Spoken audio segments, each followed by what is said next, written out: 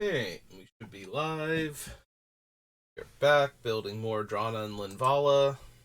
Here they are, in case you haven't noticed them yet. The most recent Magic set.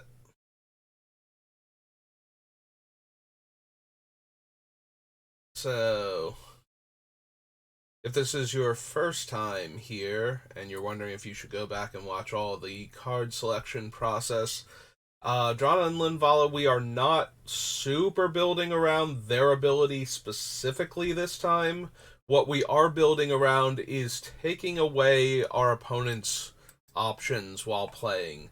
So, Drana and Linvala is definitely going to be a very prison deck. And a lot of the cards selected are done so with the idea that we will be stopping our opponents from doing all the fun stuff they normally get to do in Commander. So, that's where we're at right now, and we are trying to cut this down. We have 162 non-land cards counting our commander, assuming my count is accurate, which it probably is within like 3 or 4 cards. So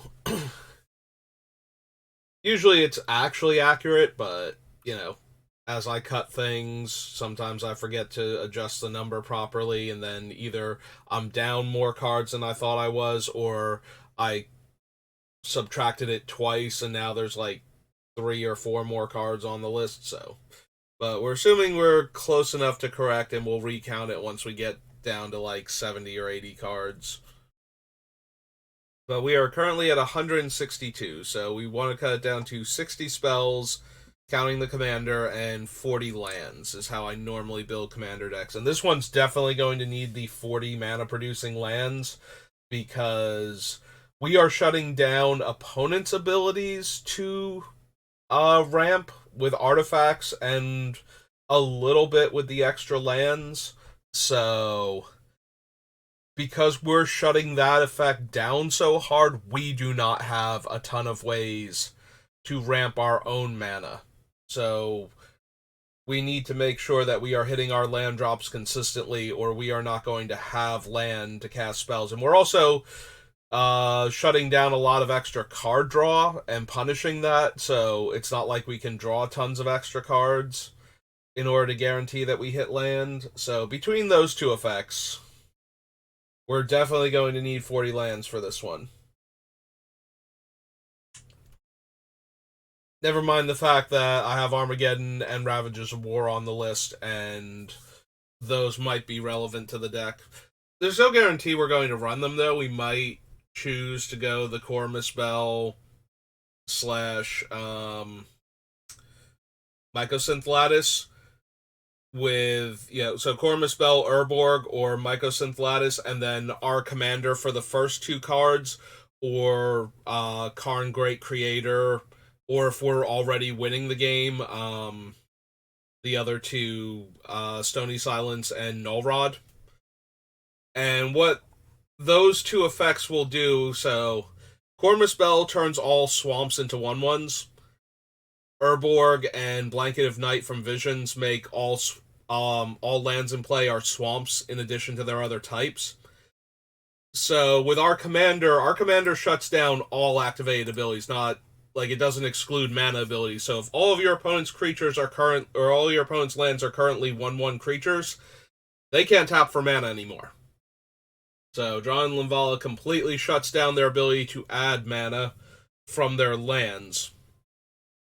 Similarly, Mycosynth Lattice makes all permanents artifacts, so Karn Great Creator won't let our opponents activate their artifact abilities. Same game text, so shuts off mana abilities from their artifacts, and the Null Rod and the Stony Silence do the same, but they shut down everybody's artifacts, so we would not be able to add mana with our lands either, so we would have to be pretty far ahead at that point so that nobody can kill us. And we have a lot of other prison cards to lock down what opponents can actually do. So that way we just kind of stop them from ever recovering enough to do anything to us. So that is our goal with this deck. And we have 162 cards, and we need to get rid of 102 of them. So, let's see what we're going to get rid of today. We can probably get rid of some of these propaganda effects that stop our opponents from being able to attack us. There are a couple of ones in the deck that, with the right combination, actually make it so our opponents can't attack. Most notably, there is an angel that won't let opponents pay costs that include paying life. And with Norn's Annex, the additional cost to attack, if they don't have white mana specifically, they will not be able to attack us at all. So that is a thing. Also of note, if we are using, you know, any of the Winter Orb effects or Armageddon effects, opponents won't have mana to pay for the ability to attack us at all, so that will also shut them out of the game. Yeah, the hard part's going to be figuring out which prison cards we actually need and keeping them all in the deck so that way we lock out all of the opponents while not stopping ourselves from functioning properly.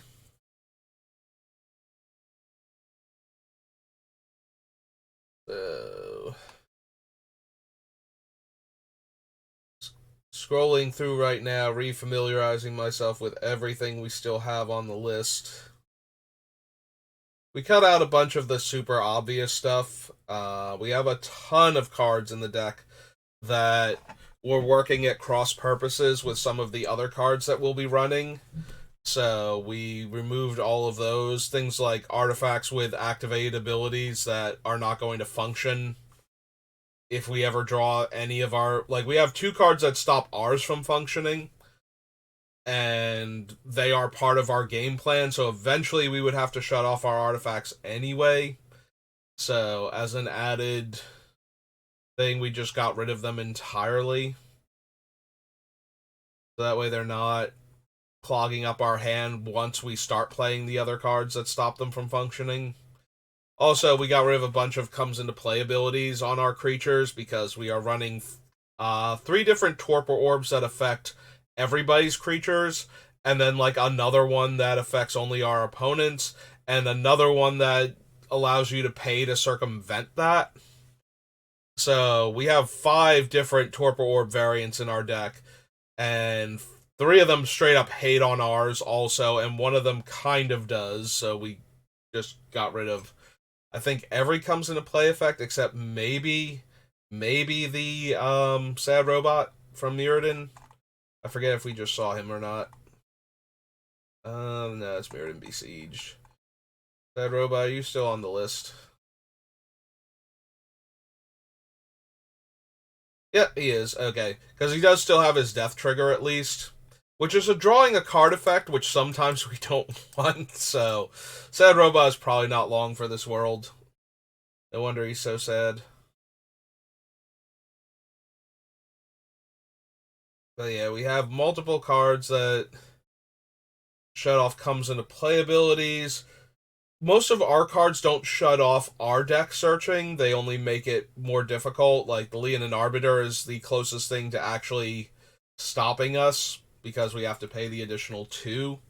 But even Mind Sensor only affects other players, and we don't have anything along the line. Like, I forget if there's a colorless Mindlock orb or not, but I don't think there is. I think that's like blue and Stranglehold in red are the 2 straight up cannot search a deck effects.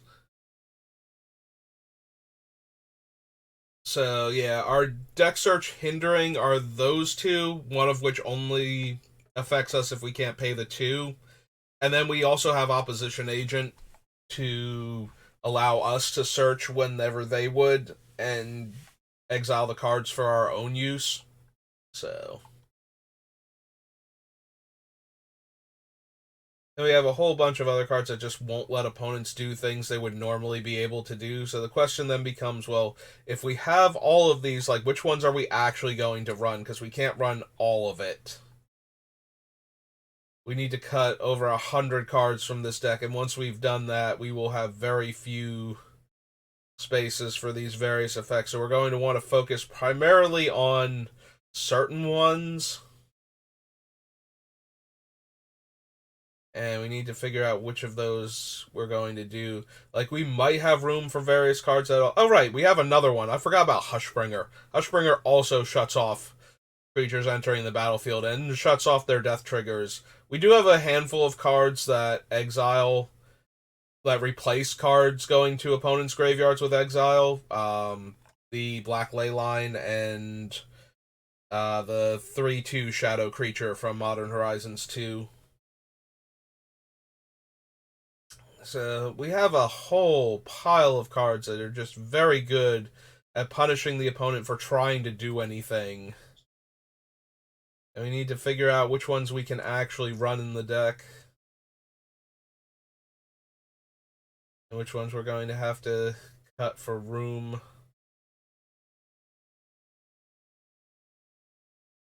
Yeah, I'm thinking Hallowed Moonlight can go. The biggest thing about Hallowed Moonlight is it actually stops tokens. Um, One of the weird things that this deck is vulnerable to, and this will depend on your play group, is Dark Depths. Like, I think we put it on the list because of our Solemnity, and therefore we can also get a 2020 Flying Indestructible. And most of our effects do exile, so we're not particularly vulnerable to an opponent going, oh, Dark Depths, while we have Solemnity out. It's like, oh, we can't have counters on it. Oh, it's in play and it has no counters. Guess I'll sack it and make, the Merit Lage. So we do have plenty of answers to a Merit Lage. But we don't want to run into a position where we accidentally gave our opponent a 2020 while we're not holding any of them, is the issue. So yeah, there are a few cards that can go. So that's one of the main reasons why Hallowed Moonlight was on the list, despite it being a worse variant of Containment Priest. The other option is just opponents that can make a massive number of tokens, but we do have Legions to Ashes and Decked in Stone on the playlist. On the playlist. We're putting together our concept album here. We do have them. We're gonna have the most amazing mixtape for Drana and Linvala.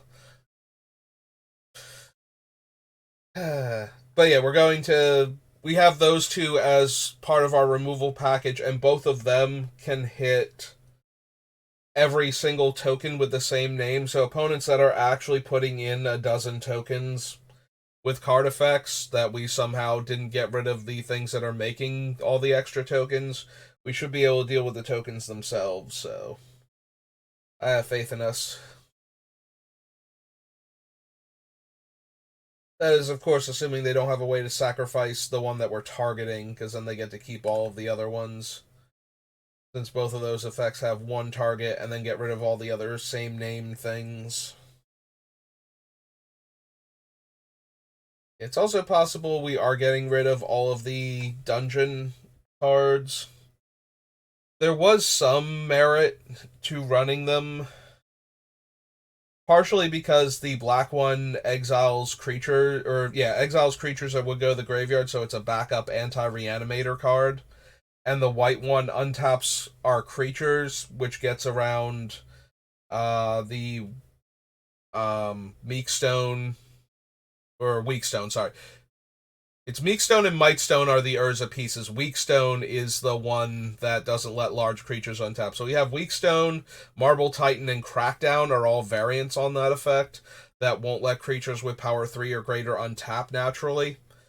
Combined with our effects that stop our opponent's creatures from coming into play untapped, should be enough to prevent them from having creatures a lot of the time. And that is one of the goals, is if they can't untap, if their creatures come into play tapped and never untap, then they don't get to attack us at all, which may make the payments to attack us less impressive. The other option is, of course, if everything costs mana to attack us and mana isn't untapping normally, that's another way to stop them from being able to attack us while not stopping them from being able to attack the other players at the table if they want to. Sometimes it's going to be correct to just murder us because of that.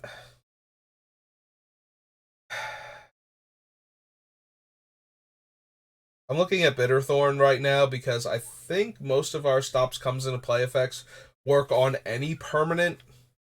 Like, there's a bunch of cards that improve comes into play effects, but some of them only want to affect certain subtypes of cards coming into play. Whereas the ones that negate comes into play abilities, most of them don't care. Like, I'm pretty sure Torpor Orb is all permanents. And I think Hushwing Griff is also. Maybe Hushwing Griff is only creatures. But regardless, we've got a lot of different ways to shut off the ability, so maybe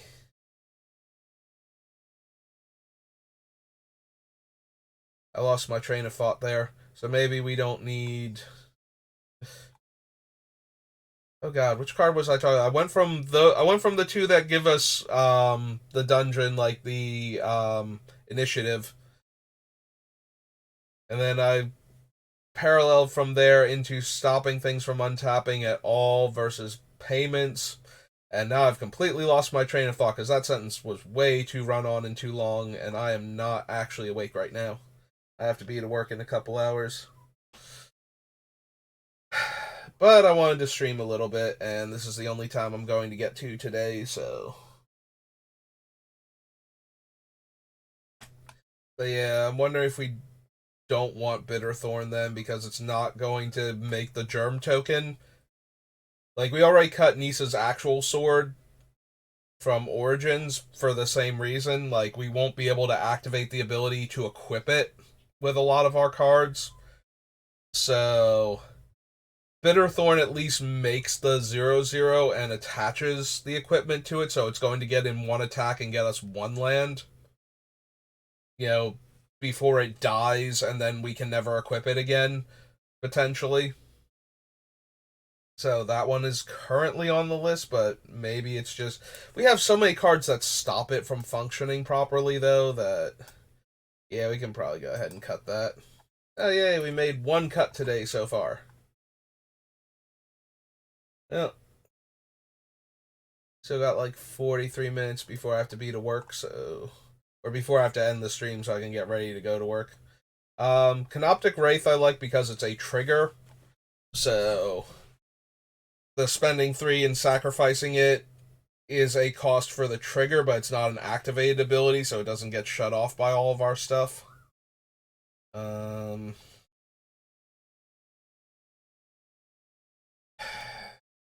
I'm starting to think though that we can cut the 3 um venture into the dungeon card. So a movable rod lets us go into any of the 3 other dungeons from Forgotten Realms, and then the other 2 have the initiative. But once you're in a dungeon, you just keep going through that dungeon. So either this one would push us through the initiative dungeon if it came second, or the other 2 would push us through whichever dungeon we chose here. But the other thing that I like about the immovable rod is once we target a permanent with it, it doesn't matter if we take away its activated abilities, we already activated it, so it would keep that permanent at least locked down until it goes away, but that's probably still not worth it.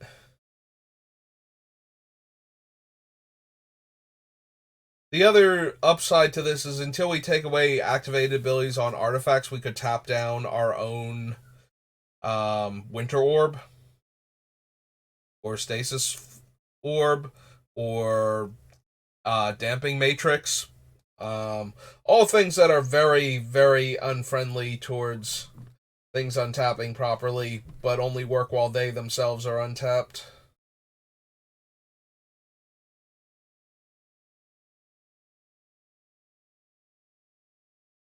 Hmm.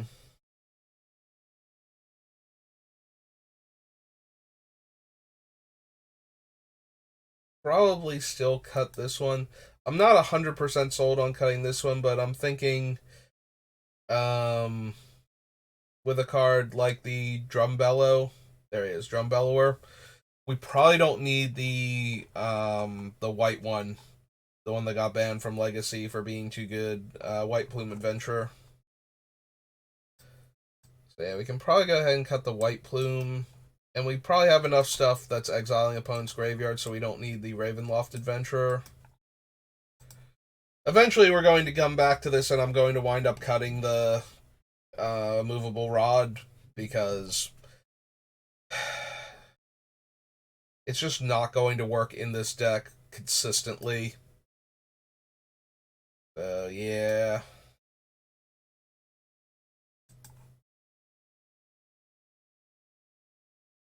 So that leaves us with only two ways to tap the three artifacts that don't let things untap naturally. But the immovable rod's going to get shut off so often, I feel like, that trying to, like, either we're going to not have it work because we've already shut off artifact activate abilities, or we're not going to want to play one of our shutting off the artifact activate abilities because we're too busy using that to tap the winter orb and whatnot. So, like, which one of these effects do we actually want then?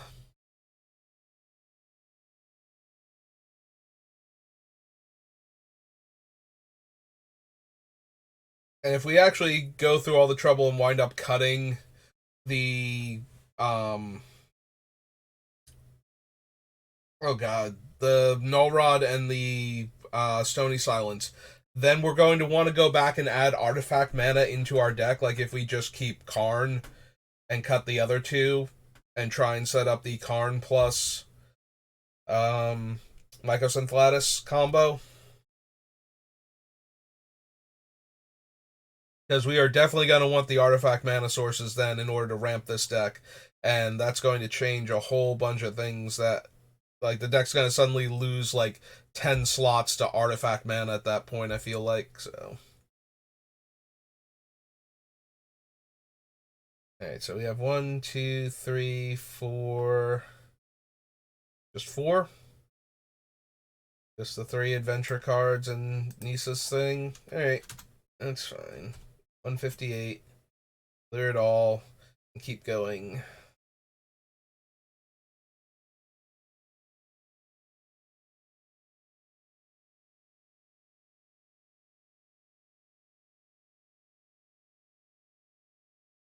Yeah, unfortunately, Cormus Bell is the only artifact that makes all lands into, or that can make any lands into creatures. Like, every other effect is either like one land becomes a creature and that's it, or is in green. So, fortunately, we do get the benefit of Urborg and Blanket of Night, so.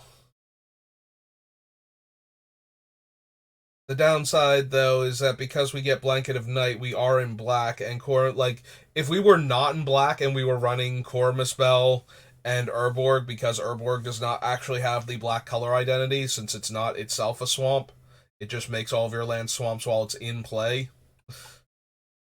We don't get the benefit, like, if Living Plains was actually an artifact for turning forests into 1/1s the same way Cormus Bell does, I would actually be running Yavimaya from Modern Horizons. And then we would turn all of our opponents' forests into creatures, and then eventually turn all of our, like, everybody's lands into forests, and then shut off all activated abilities of opponents' lands functionally. But since we don't quite have that luxury, we have to make do with the cards that we do have.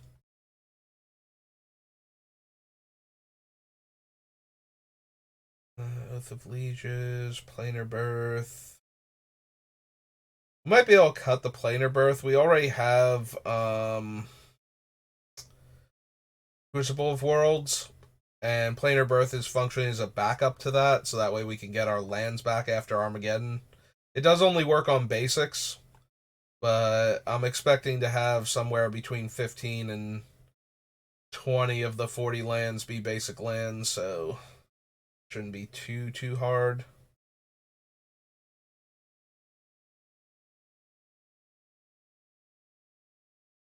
I don't know if we bother with the Force Bubble. It does combo very nicely with Solemnity so that we can't take damage, but that feels like an additional random thing that the deck is capable of doing rather than being its purpose.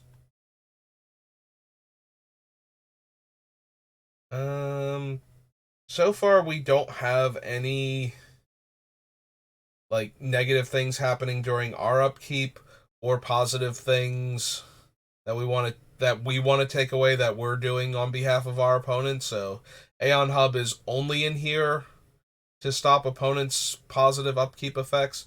Although that can work in this deck because one of the few ways we can lose is opponents getting down something that happens every turn and is generating like an advantage for them that will eventually kill us.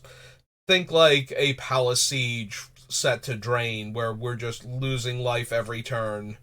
And so if we are not set up properly to kill them, we've only locked them out of doing stuff. We don't have the a way to win ourselves, and that is a way we can lose despite having actually locked them out of doing anything else for the rest of the game. So yeah, Sensei's Top is another one that's probably going to wind up going. We punish the extra draw sometimes, and we won't let the artifact activate. It is a card that I love and basically cram into every single deck, especially since I run all of the fetch lands, but maybe it's not good enough for the same reason that a lot of the other cards I wanted to put in this deck that are getting cut aren't going to work.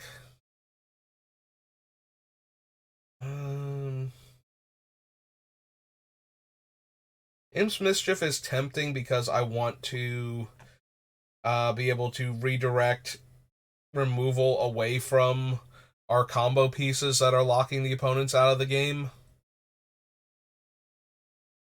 Similarly, Lapse of Certainty as a counterspell. If your lands aren't untapping properly, countering your spell and putting it back on top of your deck might mean that we still have like 5 or 6 turns to go before I have to worry about it again. Unless it's super, super cheap and problematic for what we're doing. But yeah, if you have like a 3 or 4 mana, if you're going for like Croson Grip or Dust to Dust or something to get rid of one of our lockdown pieces, and you get lapsed, and now it's going to take you 3 turns to get that mana back or more. We have plenty of other things that increase costs. So maybe we don't need the random curses.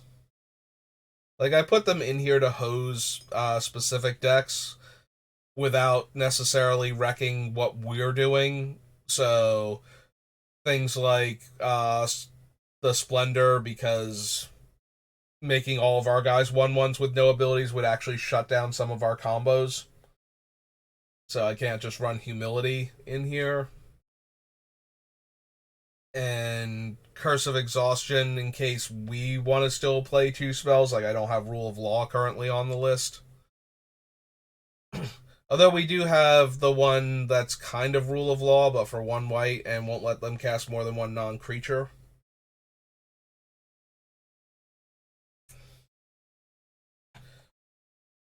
But yeah, maybe we don't need the curses then.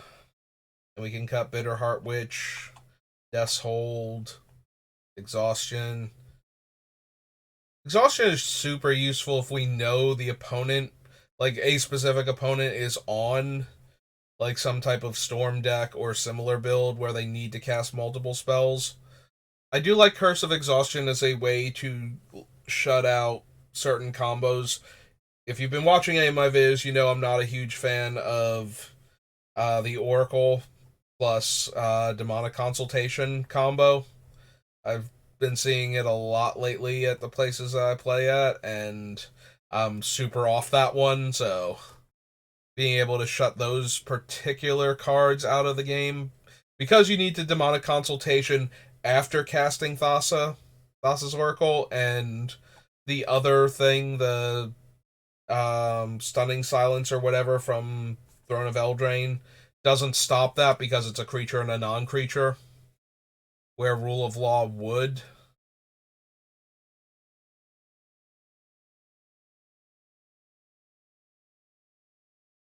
Yeah, maybe we just don't want all of these curses then. So we cut the Bitterheart Witch. Death's Hold. And Exhaustion.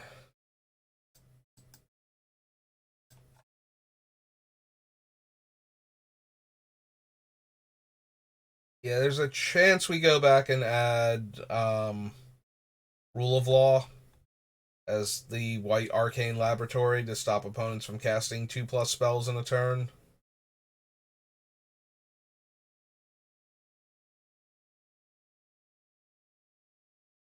I just need the other 2 or 3 curses that were on this list. Yeah. Yeah, I was originally considering going back and adding, what's its name? The Cruel Reality, but instead let's just cut all of the curses, and I think that's all of them that we have. Yeah, there are no more curses, so 1, 2, 3, 4, 5 more cards off the list.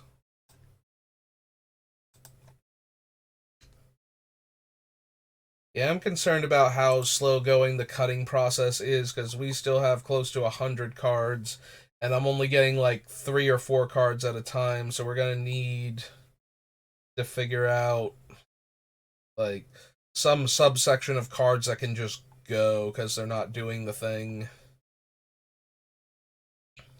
But this feels like a more no, it's this card and this card, and it's kind of like when we're at the end, but not really.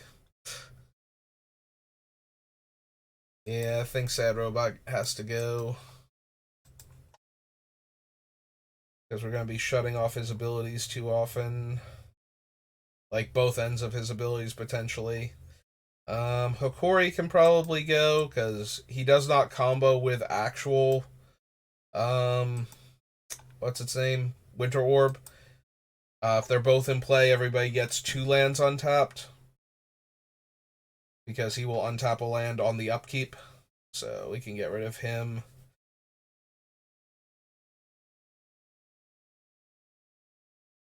Turn to Dust, Imp's Mischief, Mind Sensor. Maybe we don't need Cauldron Haze when we already have Mikaeus, Second Sunrise, Gerard's Hourglass Pendant, and the Foretell version of Second Sunrise. Yeah, I think we might have enough ways to save my things. Although Cauldron Haze is not on board, so maybe Mikaeus is the issue. Like, if we're leaning on Mikaeus as the way that opponents don't get to kill our stuff,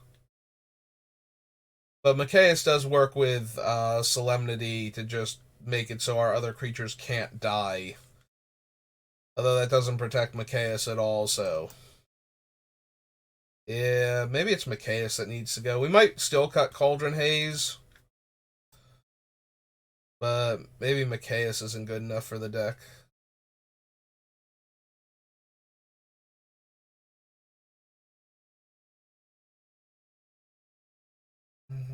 Nevermore, Stony Silence. Yeah, we probably don't need Mikaeus. He's very expensive to just cast, and then if he gets killed first, then he didn't do anything. Whereas our other cards are cheaper to cast and can save all of the creatures that we just lost. Because we have a bunch of creatures that are stopping the opponent from doing things. We can probably cut Void Winnower too, just because of how expensive it is and the fact that we don't ramp very well. Oops.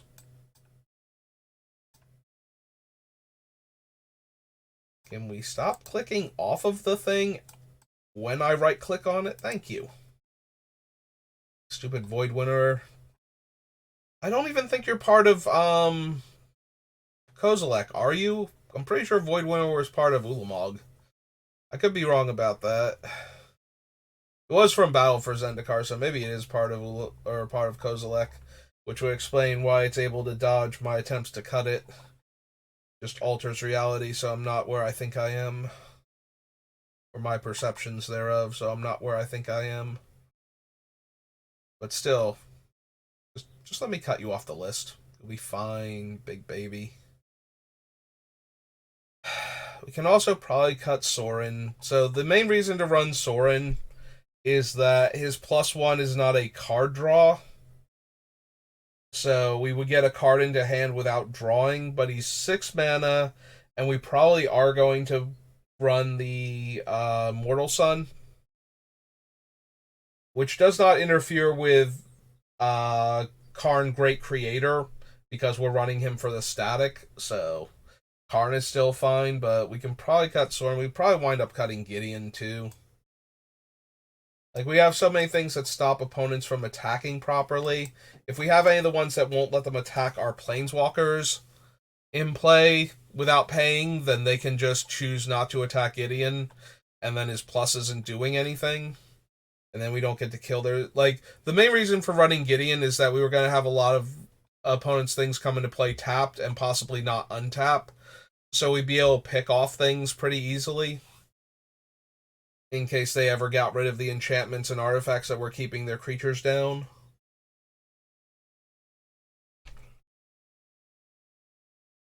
But that might be another case where, yeah, that's a neat combo, but it gets shut down by some of our other cards, so maybe don't. So where was it? It was up here. So, yeah, Zendikar, Worldwake, Rise. Gideon Jorah. Yeah, we can probably go ahead and cut Gideon too.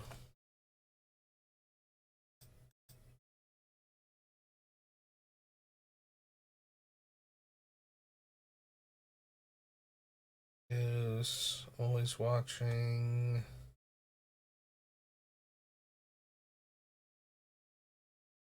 We have so many things that make some of our opponent's cards enter tap, but not all of them.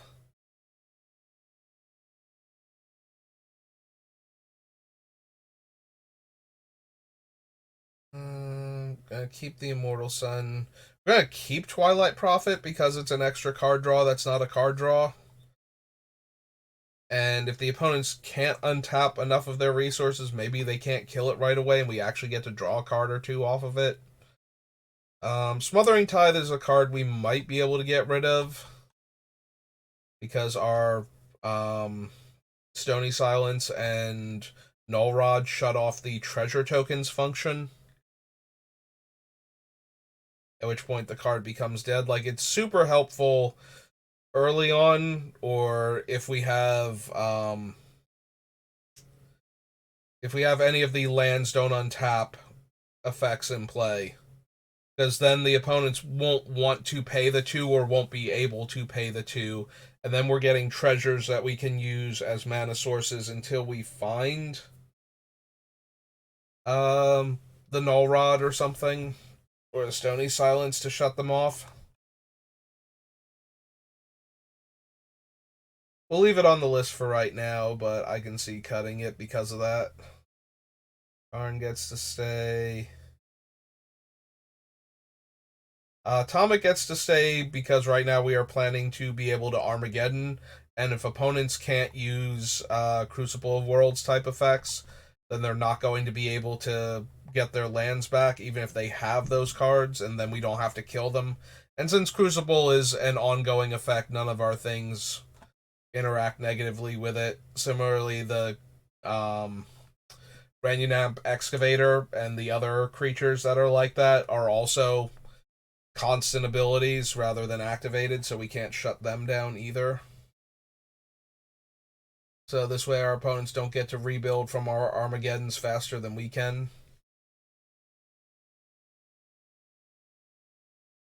Yeah, Deafening Silence probably comes off the list, but I think I want Rule of Law for the same slot at that point. We also have Angel's Grace as a way to not die the Thassa's Oracle.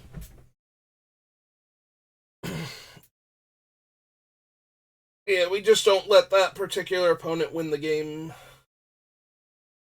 And with split second, they're going to be hard pressed to stop it. And because we can let demonic consultation resolve and then still respond to the Thassa's Oracle trigger, we actually kill them that way.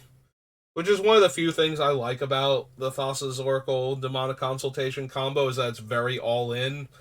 So at least if your opponent does have a response to it, you still lose the game. We can probably cut Brilliant Restoration. It does give me back all of my artifacts as well as enchantments, so it does do that better than Replenish, but it's still not quite there. Like, there are some of them that give everybody back their things, and if we haven't been exiling enough, we don't want to just give them back their cool and powerful things that we're not shutting down. But we have so many artifacts and enchantments in the deck that we need in play at the same time that we're going to have them all get blown up at various points, and having a way to get them all back at once. So if we kept this in, we have to cut Replenish. But I'm wondering if we might want Open the Vaults and to try and lean harder on cards like Leyline of the Void and the Zumi Grave Robber.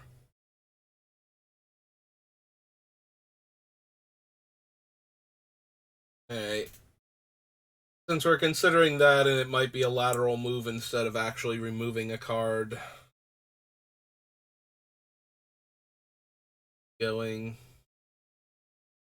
I do like Righteous Fury as one of our Wrath effects, since we have a bunch of Vigilance creatures and ways to give the rest of our stuff Vigilance.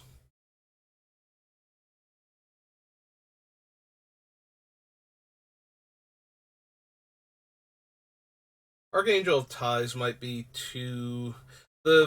So the big thing about the Archangel of Ties is that if we give it Vigilance and we attack with it, our opponents might not be able to pay to block either. Like, we're already shutting down their ability to pay to attack us with a bunch of our cards, but they also might not be able to pay to block, and then they just get torn to shreds by this thing, as it functionally gives all of our creatures unblockable whenever it attacks. And depending on what we have, we might not even need to give it Vigilance, but we do have a lot of cards that would stop it from functioning properly if we also don't have a way to give it Vigilance. I'm going to cut the Hallowed Moonlight. I think that one's fine to go.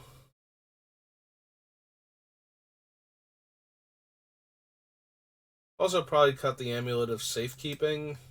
If I really want to hate on tokens that badly, we'd be better off with something like Illness in the Ranks, and the Ward 1, we're getting that from some of the other cards like Redain's Shield Side. So we're getting more out of those cards than we would out of this one, so if it was all creatures have -1 power, I'd be a lot more interested in it. I think it would have a chance of making it all the way through the deck. Terramancer.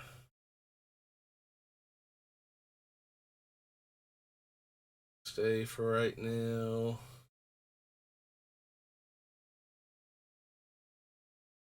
Yeah, I probably don't super care if my commander is indestructible.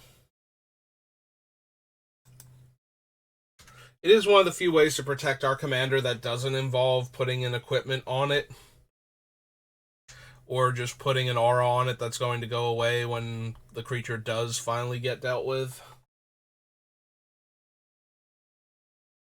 And we still have cards like Grand Crescendo and Flawless Maneuver, so...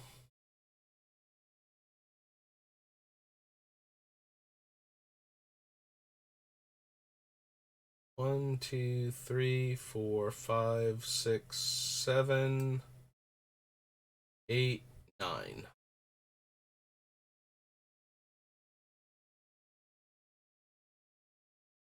44. Draw.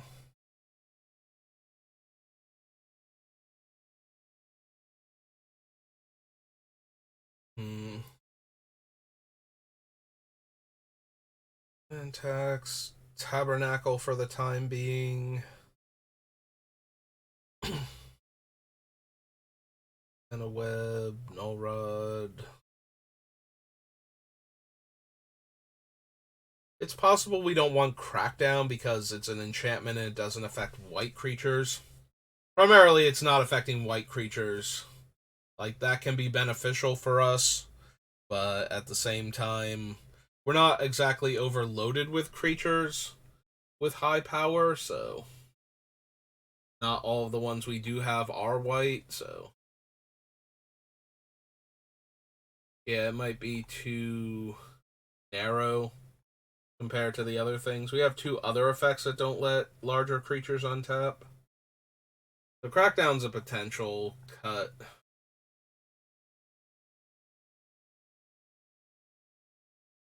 Keeping Words of Waste for right now, so that way when we get hit with cards that make us draw while we've got negative things for drawing out, we can replace those draws with Words of Waste activation, and then our opponents will lose all of the cards in their hand.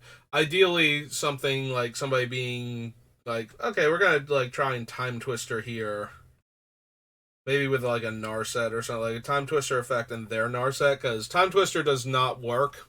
Like, Wheel of Fortune effects do not work against Chains of Mephistopheles, I'm 99% sure. Because each individual draw gets replaced by, okay, first discard a card. Oh, you can't? Then mill a card instead. And so, if you cast a Wheel of Fortune effect with Chains of Mephistopheles in play, everybody just mills the top 7 cards of their deck functionally. So, that one isn't really a thing I have to worry about, but yeah, just like opponents pointing card draw at us because we have chains out and we wouldn't be able to get all the extra cards, we can just skip the draws and make them discard instead. Or if we play a card draw effect because we have a couple in here, we can change that. Or we can just make them discard cards because we want to instead of our normal draw step because, you know, we've already locked everybody else out of the game. Why not get rid of their hand while they're vulnerable, you know, before they draw a card that gets them out of this? Like, if it takes everybody like 2 or 3 turns to find an answer to something that's locking everybody out of the game right now, and we've made them discard the rest of their hand in the meantime, then cool, they broke up our combo, but now they have to find something to kill us with, type of deal. Which they might, you know, it's Commander, we've got like 3+ opponents. But if we take away enough resources, I think we already cut the console's authority or whatever, which leaves us with like Blind Obedience, Thalia, Kismet, of course, which is the one we're definitely running, but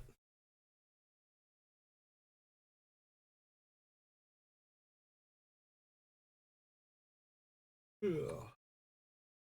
Might not need Athreos as one of our things don't die properly cards. Similar to Machias, he's already in play, so people just know better than to go for it. Whereas if we have some of the other cards, we can ambush them with, oh hey, we had this by the way, so our things aren't actually dead. They're right back in play and actually doing their thing still. Nice try though.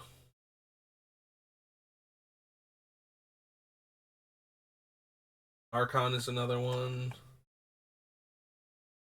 Oh no, that's the wrong Archon. I'm thinking of Archon of Emeria. Just down here. Archon is another one that makes some of their things come into play tapped. It's also an actual rule of law effect. Does that.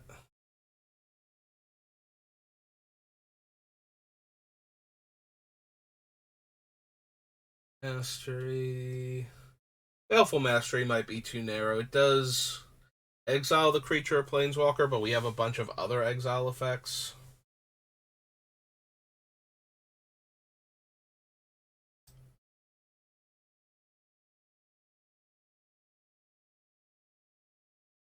Maybe Assassin's Ink can go. Like, it gets the discount because we have plenty of artifacts and enchantments, but at the end of the day, we have access to all these different things that will exile the same permanent types and then some. So, that one might just be subpar compared to the rest of them.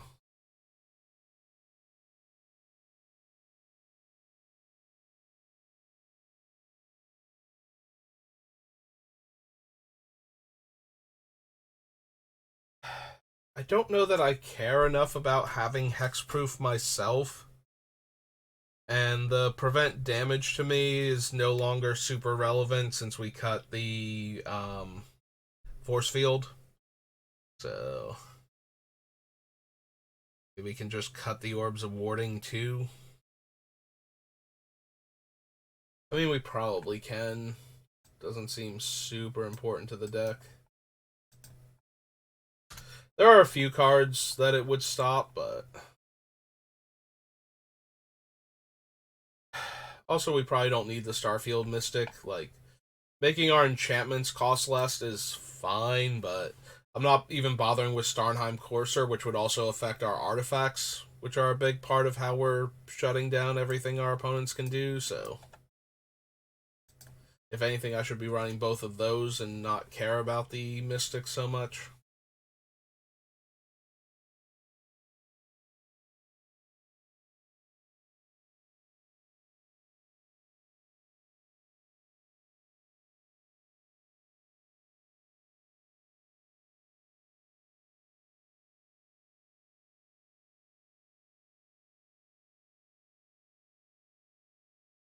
Yeah, maybe we have one too many ways to save all of our things, which seems kind of silly. Like, we're trying to get a critical mass of cards into play, and one Wrath effect that hits all of that card type is going to just be so detrimental. Like, if an opponent destroys all of our artifacts and enchantments, we are just going to be in a very, very bad position a lot of the time.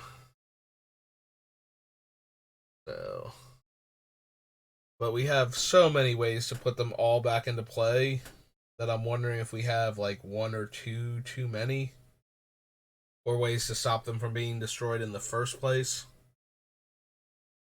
Um. Also, do we want Soul Ring? We probably still do.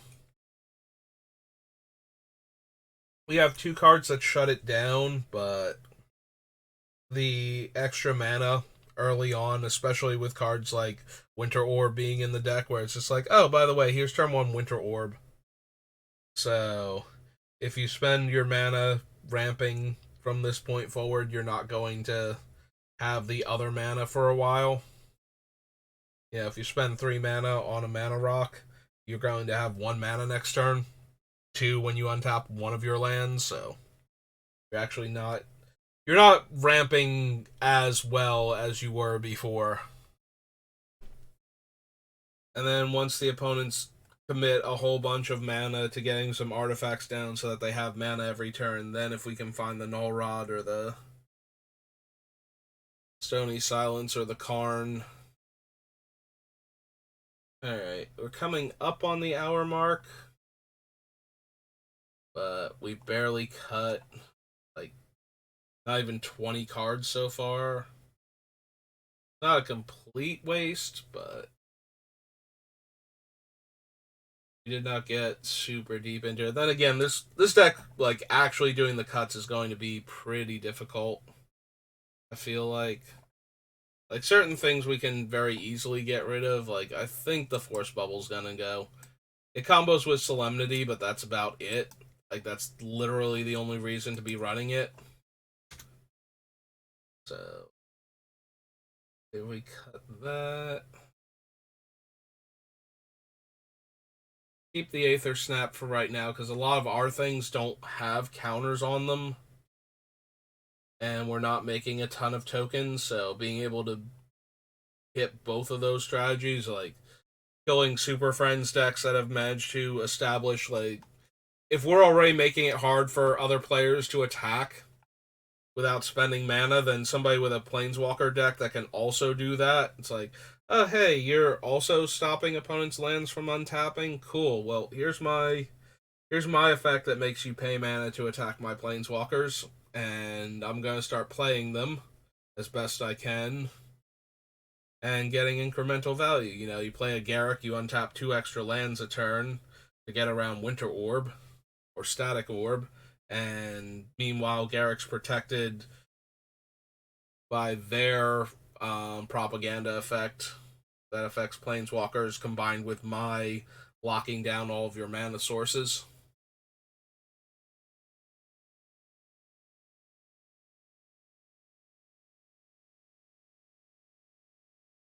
Random little things like that.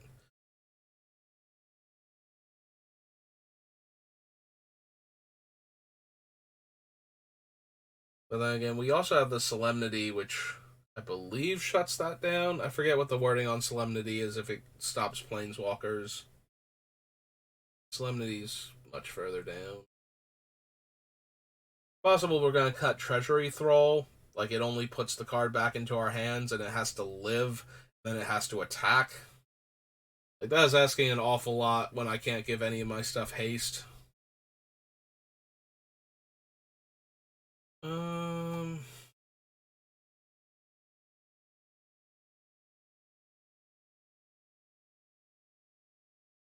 Deafening Silence. Oh wait, we passed Solemnity up here. Players, creatures, enchantment. Yeah, it specifically does not. It specifically excludes planeswalkers and battles. As a side note, so you can't get those flipped for free by having Solemnity in play, which might be for the best. Like you get the comes into play ability and then immediately flip it over to the other side. The Solemnity's like, yeah, no counters for you. Um, yeah, we cut the force bubble.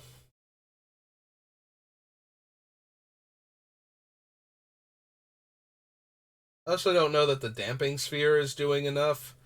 It messes with Tron lands, Ancient Tomb, Karu lands, um, those type of like. I don't know if the Nykthos Cradle if you're playing against somebody like me or if you're allowing proxies. Um, so it does shut down some very powerful lands. The coffers also.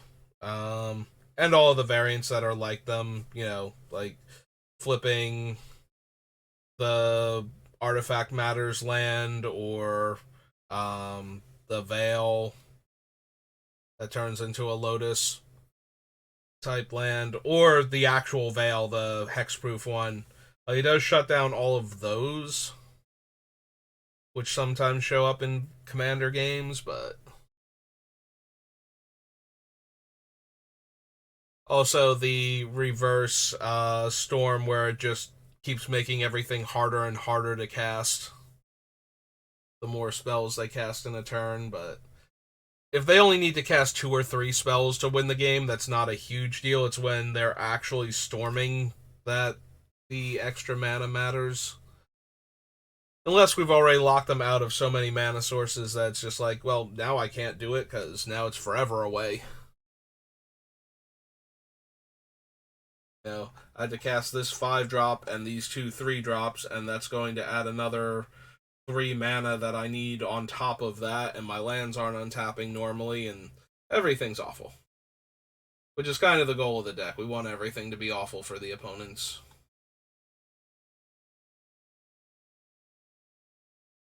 Um, Brilliant Restoration still. If we cut it, we're probably replacing it with one of the other things. So,